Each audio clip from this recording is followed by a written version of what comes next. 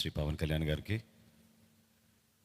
జనసేన శాసనసభ్యులుగా మీరందరూ కూడా ప్రజల పక్షాన్ని నిలబడి పార్టీ ప్రతినిధిగా ఎన్నికైనందుకు మిమ్మల్ని కూడా మొట్టమొదటి శాసనసభ పక్ష సమావేశానికి మనందరం కూడా ఇంత గర్వంగా మంగళగిరిలో మన పార్టీ కార్యాలయంలో ప్రెసిడెంట్ గారి ఆధ్వర్యంలో ఈ విధంగా చేసుకోవడం నిజంగానే పూర్వజనంలో మనం చేసుకున్న ఒక గొప్ప అదృష్టంగా మనం భావించి ప్రజలకి మరింత అంకిత భావంతో, నిండు మనసుతోటి, బాధ్యతతోటి మనందరం కూడా చేయాల్సిన అనేక కార్యక్రమాల గురించి, వీటన్నిటికన్నా పార్టీతోటి చేసే ప్రయాణంలో చిత్తశుద్ధి, నిబద్ధత మన పార్టీ అధ్యక్షులు గారికి అన్ని విధాలుగా ఎల్లప్పుడూ అండగా నిలబడే విధంగా మనందరం కూడా ఆంధ్ర ప్రజలు చూసి గర్వపడే విధంగా మనం కష్టపడి పనిచేయాలని మనస్ఫూర్తిగా నేను కోరుకుంటూ, ఈరోజు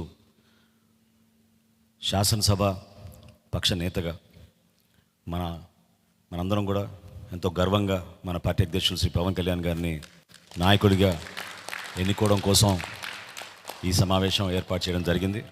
సో ఆ తీర్మానం ముందుగా నేను చదువుతాను, దాని తర్వాత మనందరం కూడా ప్రెసిడెంట్ గారిని అభినందించి అప్పుడు కొనసాగిద్దాం.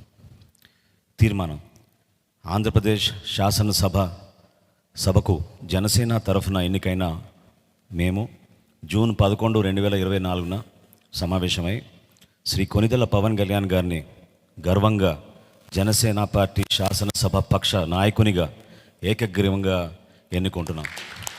మీరందరూ కూడా I think you should give a rousing.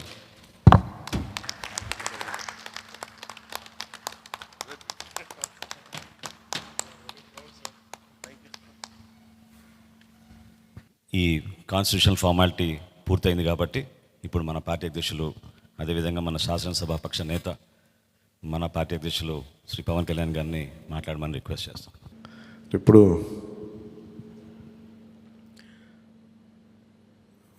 Party నేతగా మాట్లాడటం అలవాటు, ప్రెసిడెంట్గా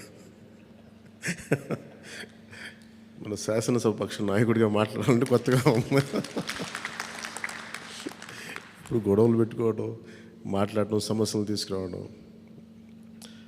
బట్ మీ అందరికీ అపూర్వమైన మెజారిటీలతోటి ఘన విజయం సాధించిన మీ అందరికీ, ప్రతి ఒక్కరికి పేరు పేరున నా హృదయపూర్వక అభినందనలు, ధన్యవాదాలు.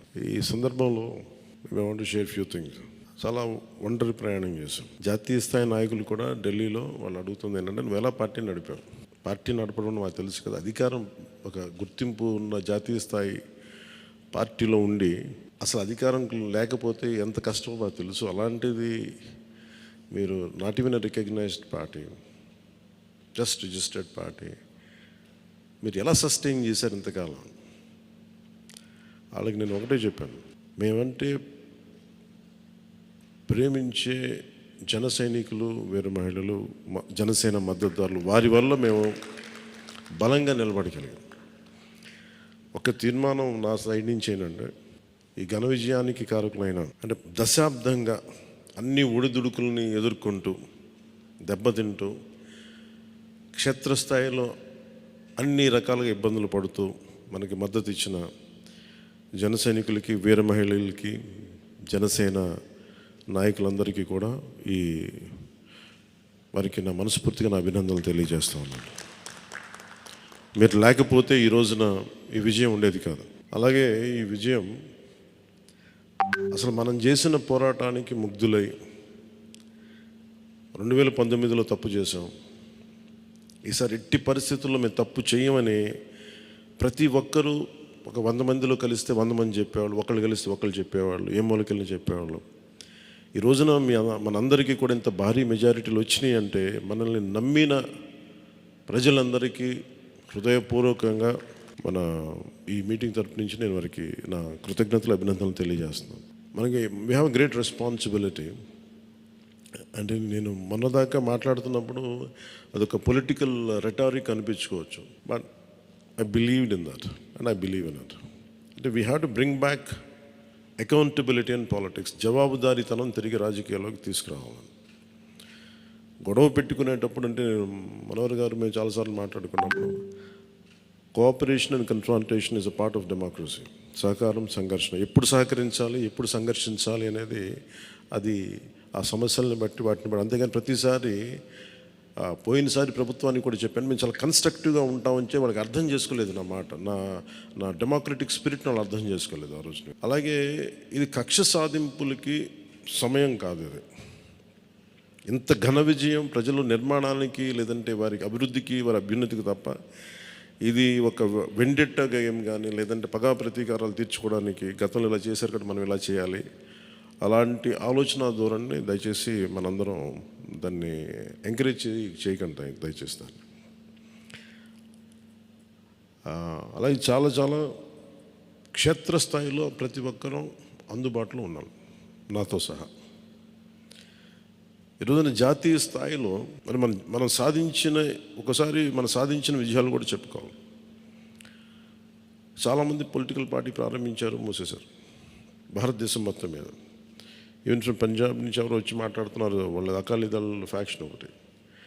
మా నాన్నగారు స్టార్ట్ చేశారు, మేము స్టార్ట్ చేసి ఇనిషియేట్ చేసి ఆఫ్ చేసేసుకోవాల్సి వచ్చిందని. మన ఎన్నికలకి మనం సాధించింది from a registered political party నుంచి రికగ్నైజ్డ్ పొలిటికల్ పార్టీ.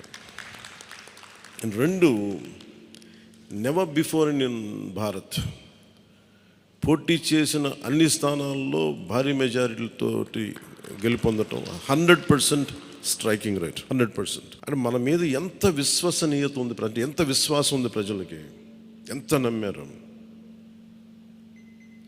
ఇది వాళ్ళు చేసి చూపించారు. 2019లో ఎలక్షన్లు అయిపోయిన వెంటనే మేము తప్పు చేసాం, మేము నీకు నిలబడతామని చెప్పి అది ఈ రోజున మనకి మద్దతుగా నిలిచిన ప్రజలందరికీ కూడా ఇంకొక మారు చాలా చాలా ప్రత్యేకమైన ధన్యవాదాలు. అలాగే 2 పార్లమెంట్లు పెట్టాం. అంటే దాదాపు మీరు చూస్తే 2 పార్లమెంట్లు మనం ఇవి తీసుకుని దాదాపు ఒక 45 స్థానాల్లో మనం ప్రభావితం ఉన్నట్టు ఖచ్చితంగా డైరెక్ట్గా. అలాగే మన టీడీపీ, మన ఎన్డీఏ కుటుంబంలో మిగతా పార్టీల విజయానికి కూడా మేము ఎంత బలంగా నిలబడ్డామో మీ అందరికీ తెలుస్తుంది. ఆ ఓట్ ట్రాన్స్ఫర్ ఎంత బాగా జరిగిందో. ఫస్ట్ టైం చాలా అవేకెండ్ ఓటింగ్ జరిగింది, చాలా రెస్పాన్సిబుల్ ఓటింగ్ జరిగింది. వీళ్ళందరూ న్యూ జనరేషన్. అసలు యువత ఎంత నమ్మారంటే అర్ధరాత్రి వాళ్ళకి 12 అయినా కానీ 11 అయినా కానీ ఆ మండుటెండలో నిలబడి మధ్యాహ్నం నుంచి వాళ్ళ క్యూలు వాళ్ళకి వంతు వచ్చే వరకు అలా నిలబడి మరి ఓట్లేసి. అంటే ఇవన్నీ చాలా చాలా బాధ్యతనిచ్చాయి. అలాగే ఈరోజు మనం మాట్లాడుకున్నప్పుడు కూడా రేపు మన పవర్ షేరింగ్ ఏంటి ఇవన్నీ కూడా మీకు తెలియజేస్తాను. ఇది మన ప్రతి ఒక్కరికి నా ఉద్దేశం మనందరం అందుబాటులో ఉండాలి. అది మీరు మనందరం కలిపి ఒక సమిష్టిగా ఒక నిర్ణయం తీసుకుందాం, ఒక కమిటీగా ఏర్పడి